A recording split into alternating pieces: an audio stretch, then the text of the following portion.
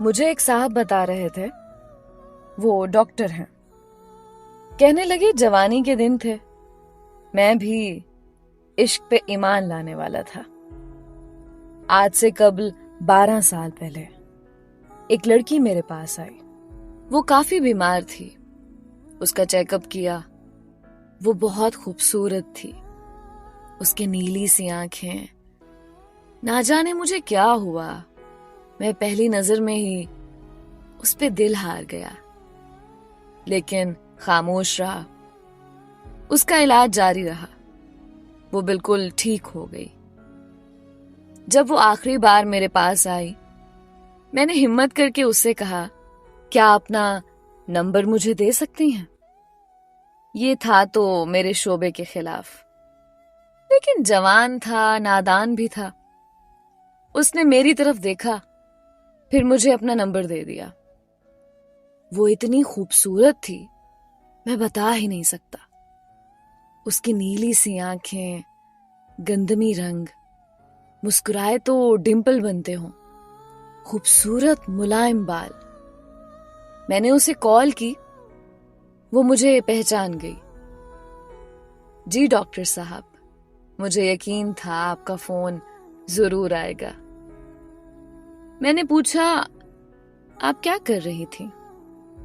آہستہ سے بولی، بس حالات سے لڑ رہی ہوں. میں نے بات مذاق میں ٹال دی. کیا حالات سے لڑنا بھلا؟ آپ یہ بتائیں رہتی کہاں ہیں؟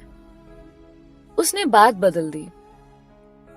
ڈاکٹر صاحب چھوڑے نا، میں کہاں رہتی ہوں. آپ بتائیں، آپ کیوں کرتے مجھے کال؟ کیوں لیا میرا نمبر؟ میں مسکرا دیا. آپ جانتی ہیں اللہ پاک نے آپ کو کتنا خوبصورت بنایا ہے. آپ بہت پیاری ہیں. وہ خاموش ہو گئی. ڈاکٹر صاحب، پیارا ہونے سے کیا ہوتا ہے؟ کاش نصیب بھی پیارے ہوتے. میں نے سوال کیا، کیوں، آپ کے نصیب کو کیا ہے؟ وہ چپ ہو گئی. ڈاکٹر صاحب، آپ ٹائم پاس کرنا چاہتے ہیں مجھ سے؟ وہ یہ بات کر رہی تھی، میرے پاس مریض آ گئے. میں نے فون بند کر دیا. ہماری بات ہوتی رہی. وہ مجھے کہتی، ڈاکٹر صاحب، آپ کا عشق میں جانتی ہوں کہاں تک ہے. آپ بتا دیں کب کس وقت آپ کو ملنے آؤں. اس کی یہ بات سن کر میرے رونگٹے کھڑے ہو گئے. میں نے کہا، تم کو یہ بات کرنے سے پہلے سوچنا چاہیے تھا. میں ایسا انسان نہیں ہوں. میں نے اس سے پوچھا، آپ کی فیملی میں کون ہے؟ آہستہ سے بولی، صرف امی ہیں اور 2 چھوٹی بہنیں. ابو نہیں ہے، بھائی بھی نہیں ہے کوئی. میں نے گھر کے اخراجات کا پوچھا، کیسے گھر کا نظام چلتا؟ وہ خاموش ہو گئی. عشاء کی نماز کا وقت ہو گیا تھا. کہنے لگی، میں نماز پڑھ لوں. میں نے ہاں میں جواب دیا. وہ صرف دن میں بات کیا کرتی تھی. رات کو وہ مجھ سے بات نہیں کرتی تھی. میں نے بہت بار کہا تھا، رات کو بات کیا کرو، لیکن کہہ دیتی، میں رات کو جلدی سو جاتی ہوں، میں نہیں کر سکتی رات کو بات. خیر، ہماری بات کا سلسلہ چلتا رہا. 1 سال گزر گیا. میں نے اس سے شادی کرنے کا ارادہ کر رکھا تھا. اس کی بہت عزت کرتا تھا میں، کیونکہ وہ 5 وقت کی نماز پڑھتی تھی، اور اس کو دیکھ کر میں بھی 5 وقت نماز پڑھنے لگا تھا.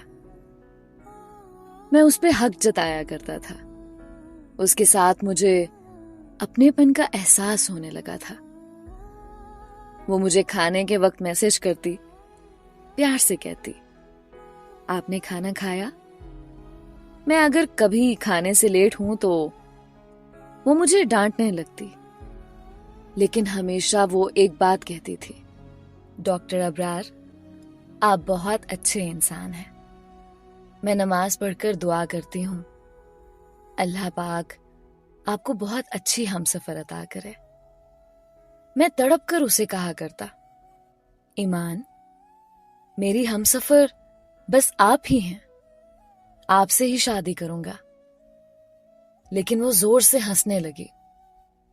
نہیں ڈاکٹر صاحب، میں آپ کے قابل نہیں ہوں۔ وہ بات ادھوری چھوڑ دیتی۔ مجھے یاد ہے میں اسے جتنا بھی ڈانٹتا، جتنا بھی کچھ کہتا، وہ غصہ نہ کرتی۔ میری ڈانٹ، میرا غصہ، میرا سخت لہجہ برداشت کر لیتی۔ ایک بار اس نے میرا فون نہ اٹھایا، میں نے اسے بہت ڈانٹا۔ وہ میری ڈانٹ سنتی رہی، پھر آہستہ سے بولی، ڈاکٹر صاحب میں قربان آپ پہ، جتنا چاہے غصہ کر لیں، آپ کے قدموں سے لپٹ جاؤں گی۔ میں اس کی اس محبت پہ مر مٹ جاتا تھا۔